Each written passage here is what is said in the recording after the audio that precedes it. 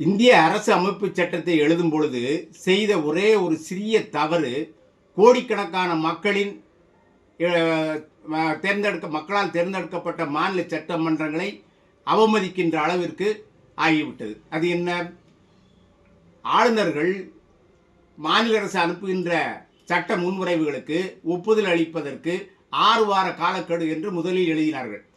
பிறகு அதை as soon as possible என்று யாரோ சொல்லி மாற்றியிருக்கிறார்கள். அது யார் என்று தெரியவில்லை. இந்த ஒரே ஒரு எழுத்தின் காரணமாக 75 ஆண்டுகளாக எதிர்க்கட்சிகள் ஆளுகின்ற மாநில சட்டமன்றங்கள் இயற்றிய தீர்மானத்தை ஆளுநர்கள் குப்பை கூடையில் போட்டுவிட்டு பல ஆண்டுகளாக அதை ஒழித்து கட்டிவிட்டார்கள். அவர்கள் கையெழுத்து போடாத குடியரசுத் தலைவருக்கு அனுப்பி அவரும் கையெழுத்து போடாமல் ஒதுக்கி தள்ளி விடுவார். இதற்கு இவர்கள் காரணமே சொன்னது இல்லை. இந்த நிலைக்கு தமிழ்நாடு அரசு தொடுத்த வழக்கில் உச்சநீதிமன்றம் ஒரு மூக்கணாங்கயிறை போட்டு விட்டது.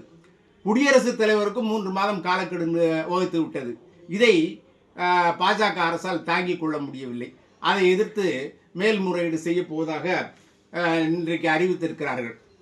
அங்கே உச்சநீதிமன்றத்தில் அவர்களுடைய வாதங்களை வழக்குரைஞர்கள் சரியாக எடுத்து வைக்கவில்லையா என்று உள்துறை அமைச்சகம் கருதுவதாக தினமணி எழுதியிருக்கிறது.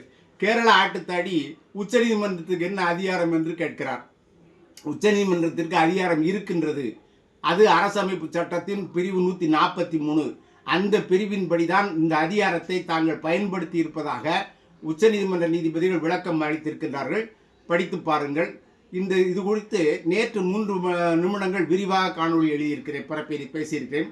அமெரிக்கா, ஐரோப்பா, இங்கிலாந்து, உலகம் முழுவதும் மற்ற நாடுகளில் என்ன நடைமுறை, எல்லா நாடுகளிலும் குடியரசுத் தலைவர் கையெழுத்து போடுவதற்கு காலக்கெடு இருக்கின்றது.